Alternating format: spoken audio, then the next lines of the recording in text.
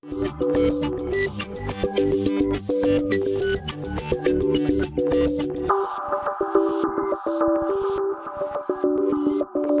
class, we've been basically learning about mass and how mass moves and operates in our universe. Now we're going to talk about a different type of property in our world, which is known as charge. Charge is a property of matter. Things have charge, just like they might have shape, they have mass, they might even have some energy. They could have charge as well. Now there are two types of charges. There's positive charge and negative charge. Where charge comes from are tiny little particles you might have heard of as protons and electrons. Protons hold positive charge and electrons hold negative charge. If an object has more protons than electrons, it is positively charged. If it has more electrons, then the object is more negatively charged. Now, what if you have an object that has the same number of protons as it does the same number of electrons? Well, it turns out that the object is neutrally charged. It has no charge. We use the symbol Q to designate charge, and the unit we use is known as a Coulomb. Now, a Coulomb is a fundamental unit, so it's kind of like kilograms or meter, meaning nothing makes up a Coulomb.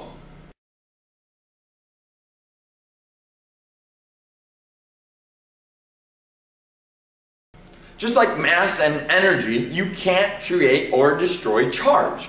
The total amount of charge is constant in the universe. If you have a closed system that has a total of positive 3 coulombs, no matter what you do to that system, as long as it remains closed, it will always have positive 3 coulombs. What we saw from the tape lab, we could see that like charges repel each other and opposite charges attract each other.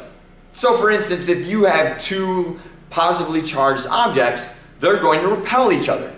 And if you have two negatively charged objects, they're going to repel each other as well. However, if you've got a positive and a negative charge, they're going to attract each other. In the 1700s, there was a French physicist known as Coulomb, and he saw the relationship between positive charges and negative charges, or opposite charges and like charges. He was the one that saw that, hey, if you have two positive charges, they repel. If you have opposite charges like a positive or negative, they attract.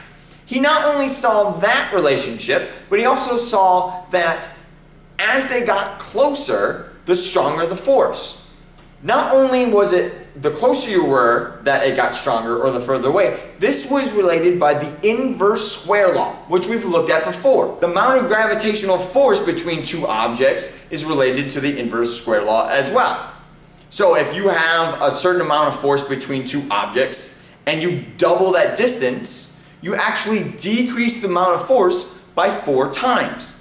This relationship is true for charges. If you have a certain amount of force between two charges and you double that distance, the amount of force acting between them drops down by 4 times. Coulomb also saw that the relationship between the two charges not only depended on the distance, but it also depended on the amount of charge.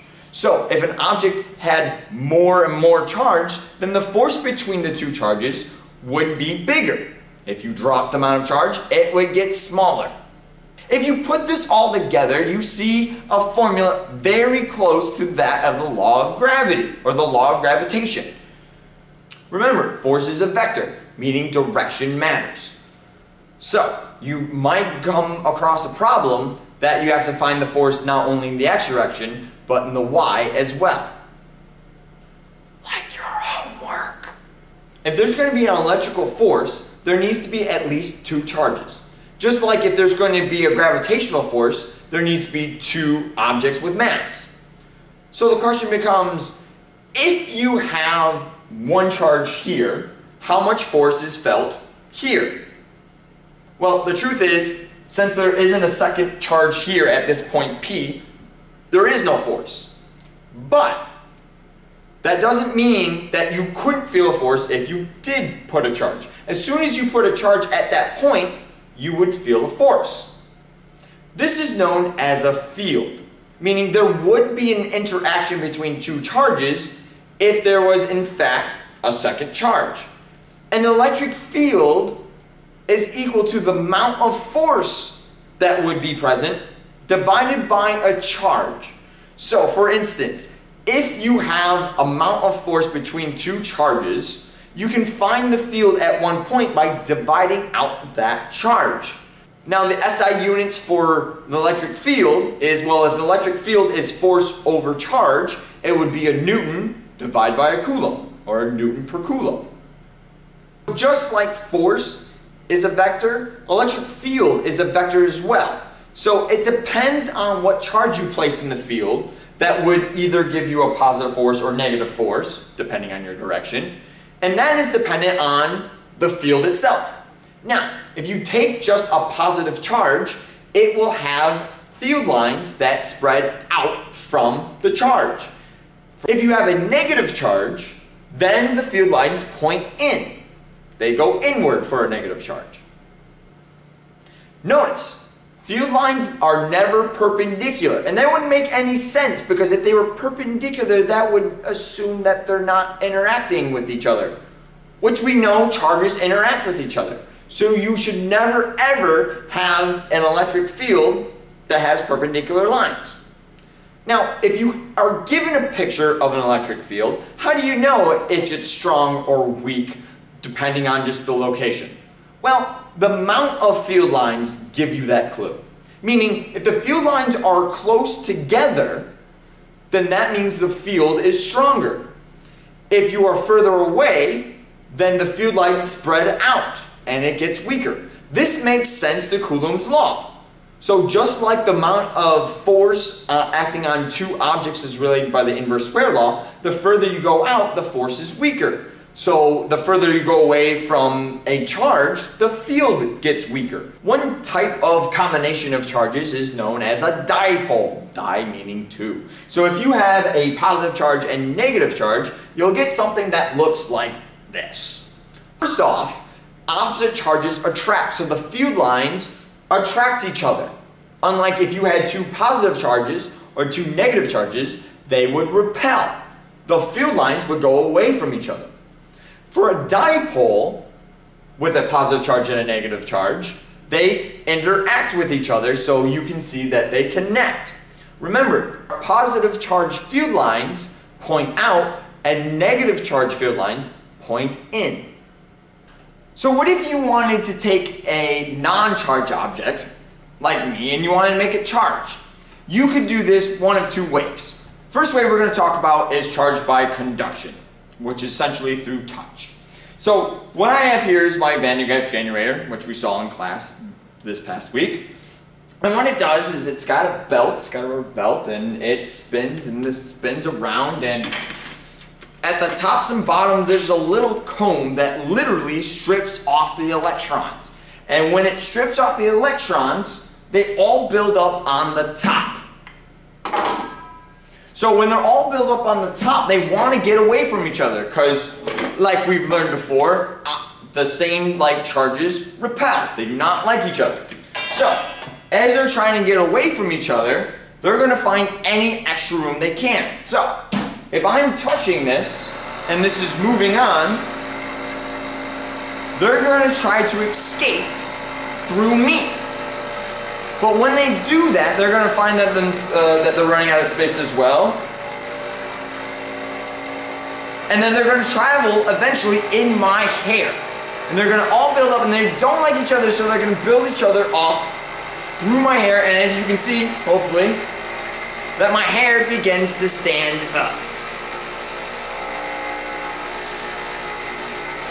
Yeah, seeing that? So this is charged by conduction. I am touching the Van de Graaff generator. It is stripping the electrons, building up on top of the bulb, and touching me, and now I am negatively charged.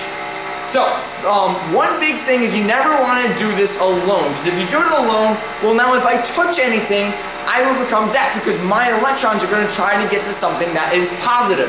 So, I thankfully have Mr. Swartz here who's going to help me turn off this Van de Graaff generator. So, Swartz, can you do not touch. It does, but that's for other purposes. Swartz, can you turn off the Van de Graaff generator? If I don't turn it off, That means you can't move without getting a shock. That is correct.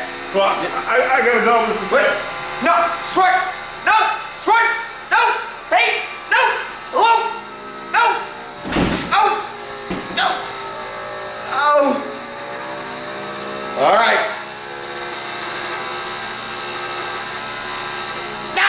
If I wanted to do charging by induction, that's not exactly through touching, it's by inducing.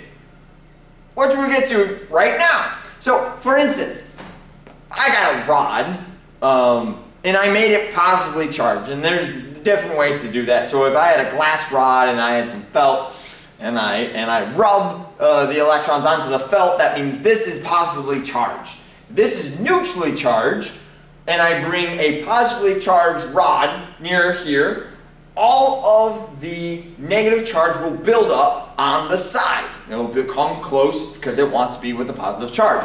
While, meaning, the other positive charge will be propelled to the other side. It doesn't want to be close to the positive charge, so it gets over here.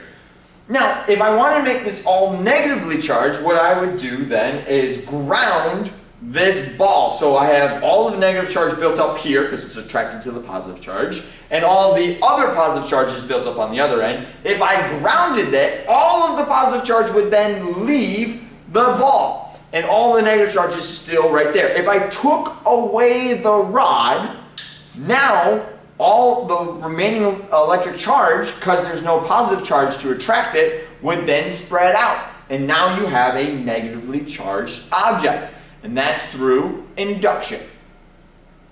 Did you get all that? Well, good, because now we're going to do some examples.